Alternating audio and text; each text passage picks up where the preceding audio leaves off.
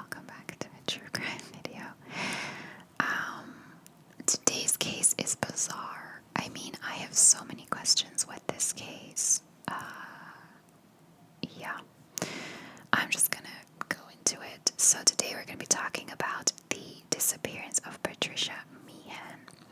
So on April 20th of 1999, Peggy Bueller and her father were driving on a Montana highway when a car was heading in their direction on the wrong side of the road. Now, Peggy managed to swerve on time and avoid a collision, but the car crashed into the car that was driving behind Peggy. Luckily, the driver of that car was unharmed. The driver was an off-duty police officer called Carol Heats. The driver of the other car, the one that had been going the wrong way, walked over to Carol, and according to Carol, just stood there and watched her. She said it was like this woman was staring right into my soul. She was just staring at me. And then the woman climbed over a fence on the side of the road. She stood there watching the scene like an observer, not like someone who had actually been involved in a car crash. And then she turned around and walked away through a field. Peggy drove to the nearest town to get some help while her father stayed at the scene with Carol. And when police arrived, the driver of the other car was nowhere to be found. So they used her license plate to track down the owner of the car and found that the car belonged to a 37-year-old woman called Patricia Meehan. Patricia was born in Pittsburgh in Pennsylvania. She went to college in Oklahoma where she studied early childhood development because she wanted a career in childcare. But in 1985, she completely changed her mind and moved to Bozeman, Montana, where she worked as a ranch hand. She told her family and friends that it was her love for animals that made her suddenly change her mind. The last person to see Patricia before the accident was her landlord. And he said that she didn't seem like her normal self and that she was very hyper. So, at the scene, police found a trail of tennis shoe prints going across the field that the people had seen Patricia walk away in. And they strongly believed that they belonged to Patricia, so police followed the tracks until about 3 a.m. in the morning, and eventually the tracks just disappeared. Police then suspended the search since it was dark out and wanted to reconvene the next day. The next morning, police also called her parents to let them know what had happened and to let them know that they couldn't find her. So her family immediately traveled to Montana and handed out over 2,000 missing persons flyers all along the Pacific Northwest. Police searched along all the mountains, fields. They searched by foot, by horse, by ATV, but nothing was found. They found that the scene where she crashed her car was 400 miles away from where she lived, and none of her family or friends could explain why she would have been there. Police first thought that maybe Patricia had hitchhiked after she walked away from the car crash to a nearby town, or maybe even hopped on a parked truck unnoticed and then, as a kind of like a stowaway so that the driver wouldn't notice her. But there were no sightings of her anywhere, so they couldn't confirm that this is what she had done. Her family said that Patricia had been suffering from depression and was seeing a psychiatrist. In fact, the morning after the car crash, she was supposed to have an appointment with her psychiatrist. In her car, police found Patricia's belongings, and one of those belongings was a camera. And they gave it to her family, who then had the film in it developed, and there were several photos on there, but the last one was a self-portrait that Patricia had taken in the mirror, and I'll insert the picture here. It's quite a haunting picture. So police eventually, well, I want to say they followed this theory, but I think it was more just that they investigated it. But I think it didn't really go anywhere. They came up with a theory that Patricia was suffering from amnesia, and that she, either before or after the crash, but that she just didn't know who she was or what had happened. Since the car crash happened, there have been over 5,000 sightings of Patricia all along the northwest of the United States. One was 2 weeks after the car crash, when a police officer in Minnesota saw Patricia sitting in a restaurant drinking water for 5 hours until the restaurant closed. She then moved on to a 24-hour diner. When the officer questioned her, she refused to give her name and claimed to be from Colorado, and then she claimed that she was from Israel.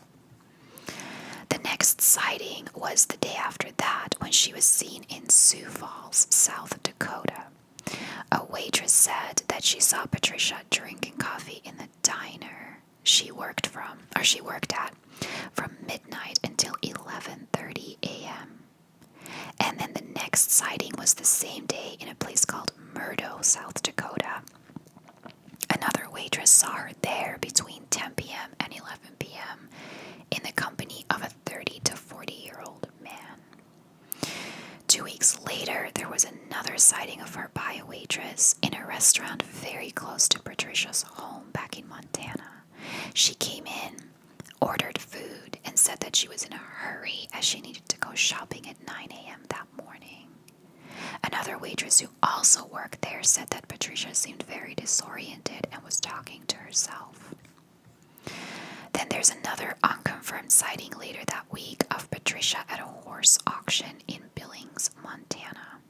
I'm going to come back to all of this, by the way. I'm going to get all of the sightings out of the way. Another 2 weeks later, a woman who looked like Patricia was seen by a truck driver in rural Washington. He offered to give her a ride, but she declined. And then later, another driver offered to give her a lift, but again, she said no. She said that her car had broken down and she was just walking into town to find a payphone. A week later, she was spotted in Tacoma, Washington.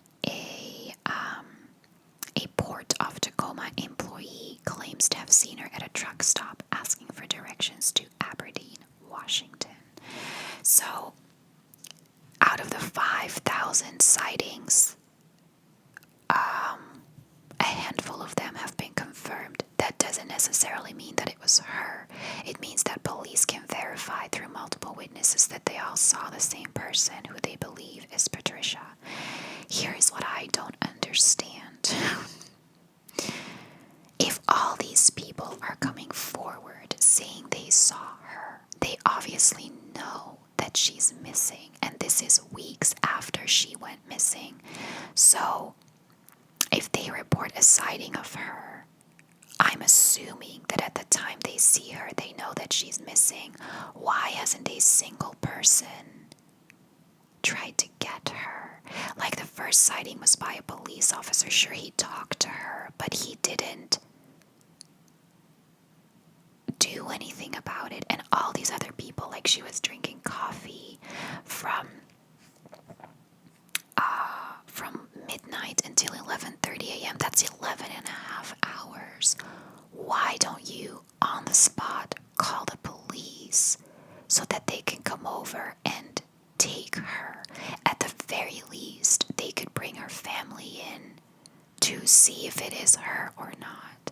Like, this is a missing woman who is essentially a fugitive from a car crash, and nobody thought to call police when they saw her. Like, I'm sorry, if you're at a diner for 11 and a half hours, surely that's enough time for someone to come in.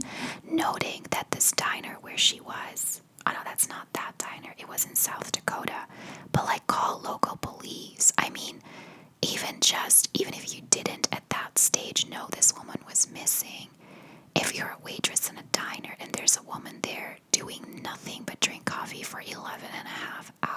$5,000, wouldn't you call police as a courtesy just to come see if this woman is okay? Like, it baffles me so incredibly much that she's been sighted 5,000 times in the Northwest, and she still to this day hasn't actually been found. I do not understand it. So on August 30th, 1990, I said in the beginning of the video that she disappeared in 1999. I'll leave a note up that says it's not that, it's actually 89. I got that wrong. So on August 30th, 1990, so like a good year later, a transient woman was arrested by police in Idaho for littering. The woman bore a resemblance to Patricia, and the arresting officer initially believed it to be her. Now, on September 1st, the woman appeared in court where she claimed before a judge that she was a missionary who was traveling between Montana and Washington a lot. It was confirmed through fingerprints that it wasn't Patricia, but even Patricia's former boyfriend thought at first it was her because she looked so similar to her and she had a very similar voice. So here's what I'm thinking. I don't understand how after 5,000 sightings she hasn't been found. I mean, we're currently talking about 30 years later. She'd be in her 60s now, but I can understand that maybe everyone was seeing this woman thinking it was her because she said that she was traveling between Montana and Washington a lot, where most of the sightings happened. They happened in Montana and Washington for the most part. So maybe people all thought it was her because her former boyfriend almost thought it was her. She looked very much like Patricia. Her voice sounded like Patricia, so maybe it wasn't actually her they saw and it was this woman. But if it was Patricia they saw, then it's just beyond me how nobody was able to grab her in a sense when they saw her, knowing that she was missing. And if they didn't know, because I was thinking about this, what if they didn't know she was missing, but then how would they know to report the sighting to police? Surely they should have known she was missing. I don't know. I'll get into some theories about this case. So some believe that she tried to commit suicide by driving her car on the wrong side of the road, and that the reason she stood there staring at Carol was either because she wanted to make sure that the other person was okay, or she couldn't believe that she was still alive and she was dazed and just staring there, taking in the whole scene. I don't know if I believe that she tried to commit suicide that way. I find it a very strange way, especially because when you're doing that, driving on the other side of the road on a highway, you are counting on crashing into someone else and ultimately being okay with making other victims. And Patricia doesn't seem like that kind of person to me who would just be okay with killing someone in the process. I think she did get out to check that Carol was okay, but I think she just had no idea what was going on. My theory personally, because we know that she was suffering from depression and she was seeing a psychiatrist, my guess is that she was on prescription medication for her depression, and we've had cases before where the biggest theory is that the victim had some sort of a psychotic break as a reaction to medication, and that's personally what I think happened. Her whole behavior kind of makes me think if she wasn't having a psychotic break because of her medication and just flipped, I guess, or didn't know what she was doing anymore. I also find it interesting that at a young age. So when she was, well, actually young age, she changed careers in 85, a little bit out of the blue, and she disappeared in 89 at 37, so she would have been early 30s when she moved to Montana. I kind of think that there was something going on there already. I mean, she said that it was her love for animals, but despite that, her family and friends were really surprised that she made this huge change without really talking about it with anyone. She just decided it one day. So I'm wondering if she maybe had like bipolar disorder or was just mentally going through something that that caused this. I don't know. That's just my gut feeling, is that it had something to do with her medication, or even before she was taking medication, maybe it's something to do with a mental illness. I mean, her reaction was extremely bizarre.